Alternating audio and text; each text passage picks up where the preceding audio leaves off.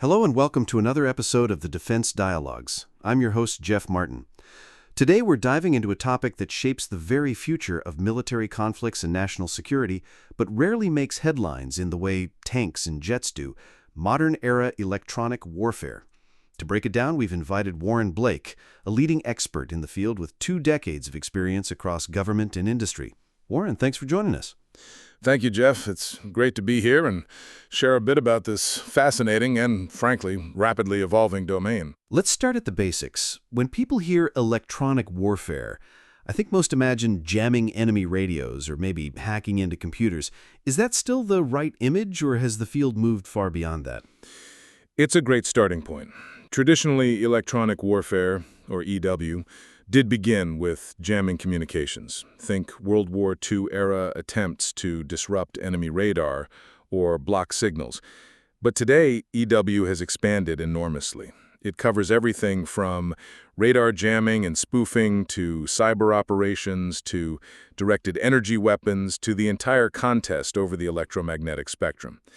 In the modern era, it's about controlling the invisible environment that all of our technology depends on, whether that's radios, satellites, drones, or even smart weapons.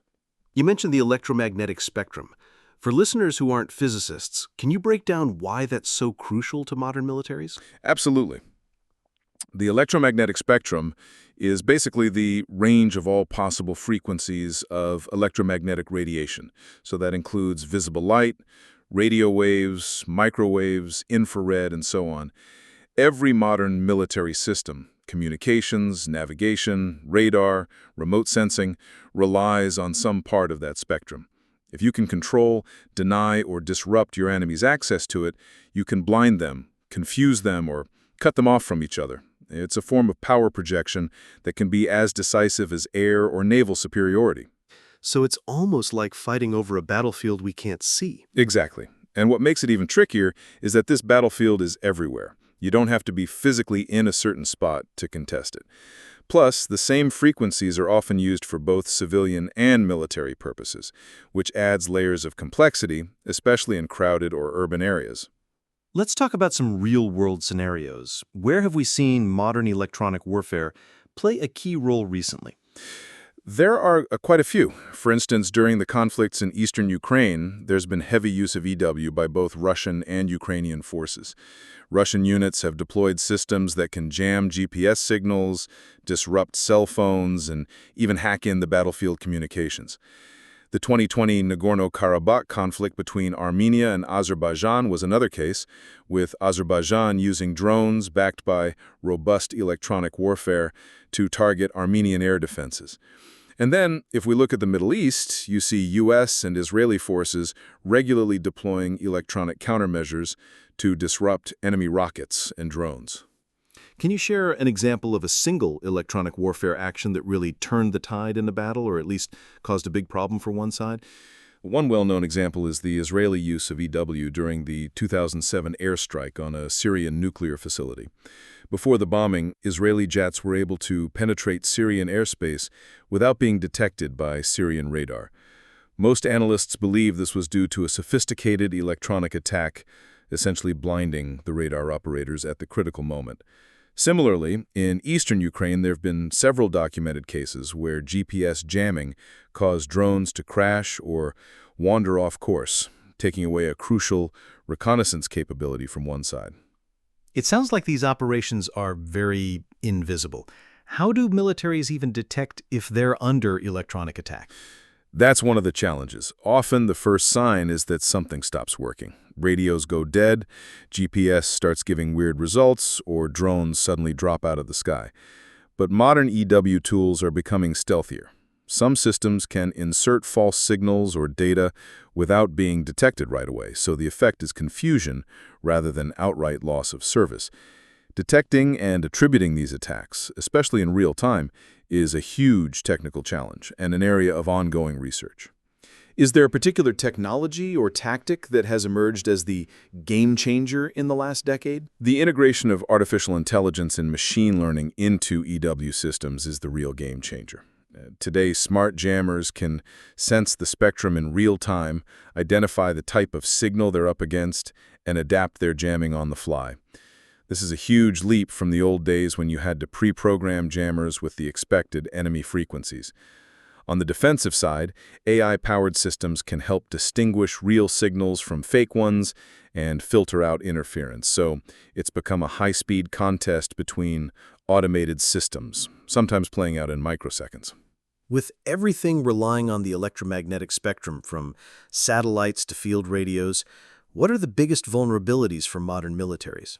There are a few big ones. First, GPS is a critical vulnerability. Almost everything relies on it: navigation, targeting, even supply chains. But GPS signals are very weak by the time they reach the ground, so they're easy to jam or spoof. Second, as more weapons and systems become networked, you get what's called a system of systems vulnerability. Knock out a few links, and the whole network can falter. And third, many countries, including the US, still use some legacy systems that weren't built to withstand modern EW threats. That brings up an important point. How do militaries defend against electronic warfare? Defending against EW is a mix of technology and tactics. On the tech side, you can harden systems, use encryption, frequency hopping, or directional antennas to make jamming harder. There's also a lot of effort to develop alternative navigation systems so that forces aren't totally reliant on GPS. On the tactics side, militaries are training to operate in what's called degraded environments, basically assuming that radios, GPS, or sensors might go down and having backup plans for communicating and coordinating. Decentralization is important, so small units can keep operating even if they're cut off. Let's flip to the offense. Are there any new offensive EW capabilities that people might not be aware of? Definitely. One area that's rapidly growing is non-kinetic weapons, things like high-powered microwaves or lasers that can physically damage electronics without any visible trace.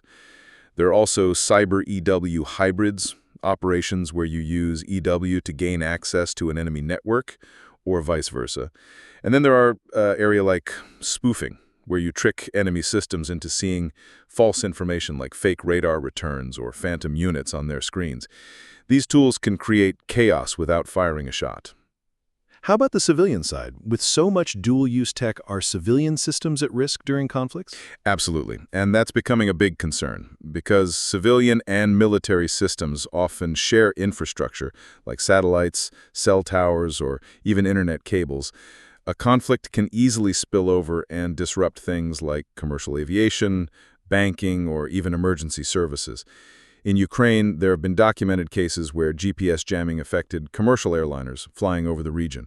So the line between military and civilian targets is increasingly blurred.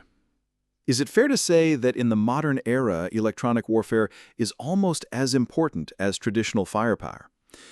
I would say it's not just as important, it's often the first phase of any conflict now. Before the first missile is launched, you'll likely see an intense struggle in the electromagnetic spectrum. The side that can see, communicate, and operate freely has a huge advantage, while the other side might be paralyzed or blind. EW is integrated into almost every modern military operation. Looking ahead, what do you think the next 5 to 10 years holds for electronic warfare? I think we'll see even more automation, with AI-driven systems fighting electronic battles at machine speed. There's a push towards quantum-resistant communications, since quantum computing could potentially break existing encryption. Also, the expansion of EW into new domains like space and underwater is picking up pace. And finally, the blending of EW, cyber, and information warfare will keep growing, so it'll be harder to separate these out as distinct fields. For our younger listeners or those just getting interested in defense and technology, what advice would you give if they want to get involved in electronic warfare? Stay curious about both technology and geopolitics. EW is where engineering meets strategy.